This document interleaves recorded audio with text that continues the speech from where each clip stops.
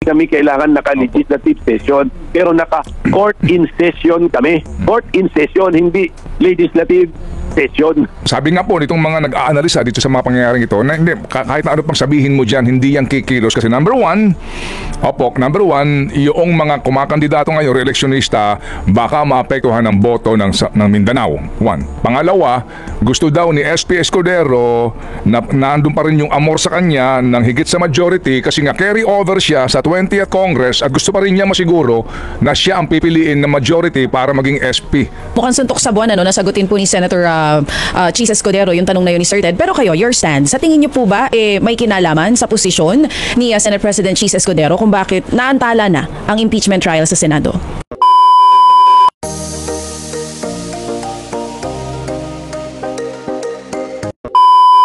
So sir, naglabas po ng liham si SP Chis Escudero para po sa lahat ng miyembro po ng Senado. Ito po may petsang Pebrero 24. Kayo hubay sumagot din po dito ng formal. Ano po ang inyong reaksyon dito? Ay, hindi na po ako sumagot dyan kasi wala namang halos nagbago sa stand or position ni Senate President. Yan din yung sinabi niya noon na wala siya talagang choice sa tingin niya. Ang posible lang o legal na panahon na pwedeng mag-impeachment court na ang Senado ay kung kailan meron kaming legislative session. So natali na si Senate President sa petsang June 2. So wala nang nagbago dyan at ang ginawa na lang niya, linagyan na lang niya ng mga detalye. Para lang ho sa mga sa mga nag-aaral din po siguro sa batas, Senator Coco, kung mamarapatin po ninyo, bagamat kaninyo wala ho naman ng pinagbago dito, maliban na lang po dito sa interesting interpretation noong pong forthwith, pwede ho kaya? Kasi dito po binabanggit niya, alam naman daw niya yung verbal legis rule na binabanggit po ninyo sa inyong sulat. Pero ang kanya po ditong interpretasyon, hango po sa jurisprudence 1902, 1928, and 1935, ay ang ibig sabihin daw nun, within reasonable time. At hindi po immediately, hindi agad-agad, hindi karaka-raka. Ano pong masasabi dito? Yung mga sinite niyang mga kaso na nag-interpret daw ng salitang forthwith, sigurado ako yung salitang yun, hindi yun yung nasa constitution natin kasi 1987 pa tong constitution natin . So kung meron mang ini-interpret yung mga old cases na yun, very old cases, ibang batas, siguro batas yun o makalumang batas. Pero ito sa pagkasulat po ng ating constitution, sinabi, trial by the Senate shall forthwith proceed. Tapos kung makikita natin na meron pang isang rule sa ating constitution na bawal abalahin ang opisyal na mataas by impeachment cases na sobrang dalas, kaya mayroong 1-year rule na isang beses mo lang abalahin sa impeachment yung mga matataas na opisyalis natin sa kada taon.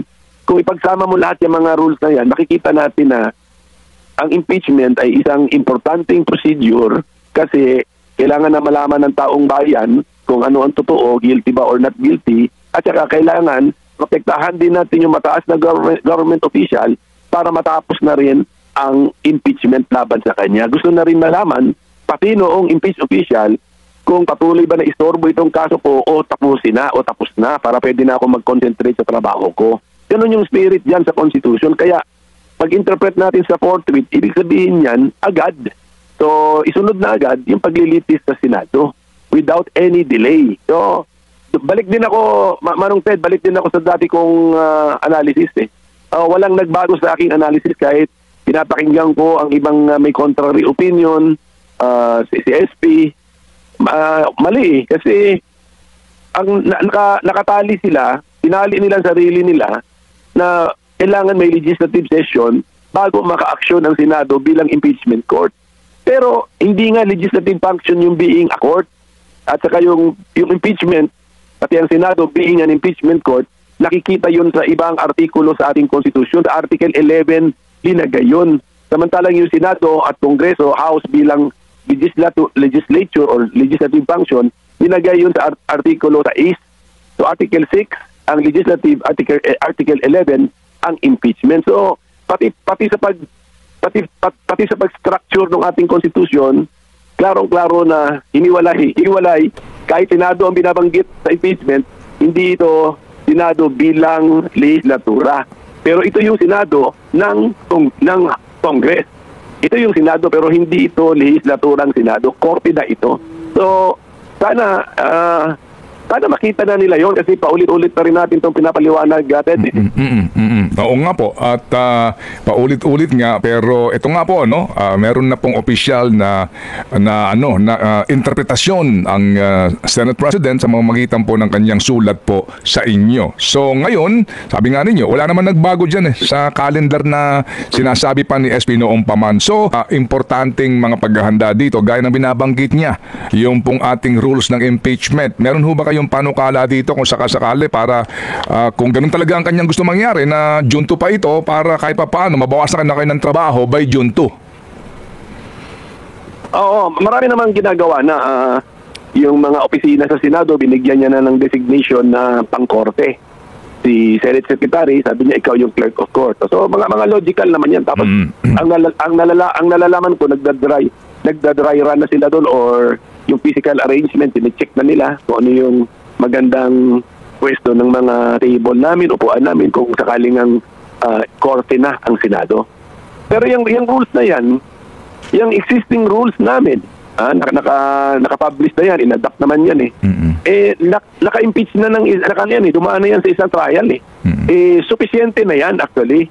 Pero kung meron lang kaming idadagdag yan ng detalye, ang idadagdag namin, hindi mga strange na mga idea, yung mga out of this world na idea. Ang ilalagay lang naman namin dyan na karagdagan, galing din sa rules of court. Sinabi din na sa existing rules namin, sinabi na namin na supplementary ang may supplemental effect ang rules of court. So, automatic na rin yun. Pero pwede naming piliin pa kung ano man yung nasa rules of court na gusto na naming isulat dyan sa rules namin para lang siguradong yun ang tinutukoy namin na mayroong supplemental effect na galing sa rules of court. So hindi na masyadong hindi na masyadong controversial yon kung masulat man yun o hindi. Pero yung pong usapin mismo ng pagtanggap na ng kaukulang mga ebidensya, lahat po ng mga doon mismo po na sakop ng actual impeachment process, definitely hindi pa ito mangyayari sa pagbabalik po ninyo doon sa 6 days ng inyong remaining session days. O mangyayari lang yun kasi kung naka-oath na. Kasi bilang judges, mag-oath din kami. Tandaan natin na sa paniniwala nga na kailangan naka-legislative session kami, pati yung pag-oath namin, June 2 na yung pinakamaaga nun. Kaya na tayo nasasayangan kasi nga pwede na sana nag-oath kami ngayon tapos pasagutin na namin yung impeach official kasi may 10 days yan Padala ng summons, bigyan ng 10 araw sumagot. Tapos ang panel of prosecutors, meron 5 araw para sumagot. So, kalahating buwan na kagad yun, So, sayang ba? Sayang kasi walang magagawa sa substance. Kapag sinabi natin substance, yung ang pinapakilos. Ang pinapakilos mo na yung na-impeach na opisyal. Saka yung mga prosecutor. Walang magagawa sa substance hanggat hindi pa nakakonvene ang korte. Ang manifestasyon na nakakonvene na ang korte ay nanunumpa na yung nanunumpa na yung membro ng korte. So Senate President mag-oath yan, ang mga senators mag-oath yan. Ang aking point, pwede na namin gawin yan Pwede na namin sana ginawa yan ngayong araw, pwede namin gawin yan next week. Kasi ang aking point, hindi kami kailangan naka-legislative session, pero naka-court in session kami. Court in session, hindi legislative session. Klaro po yun, Senator. Sa panghuli na lang po, bago itong tanong din po ni Chacha, doon po na lang sa mga pagderechahan na lang po, na usapan na talagang, sabi nga po nitong mga nag-aanalisa dito sa mga pangyayaring ito, na hindi, kahit na ano pang sabihin mo dyan, hindi yan kikilos. Kasi number one, yung mga kumakandidato ngayon, re-electionista, baka maapektuhan ang boto ng Mindanao. One. Pangalawa, gusto daw ni SP Escudero na nandun pa rin yung amor sa kanya ng higit sa majority kasi nga carry over siya sa 20th Congress at gusto pa rin niya masiguro na siya ang pipiliin ng majority para maging SP. What do you think? Well, yung mga nangyayari sa utak ng mga kasamahan ko sa Senado, siguro mas malalaman natin ito kung sila interviewin natin. So yung mga kandidato, pwede nga silang on the campaign trail, yung mga kababayan natin, siguro kasama na yung mga media practitioners, pag ma-encounter ninyo sila, pakitanong na lang sila.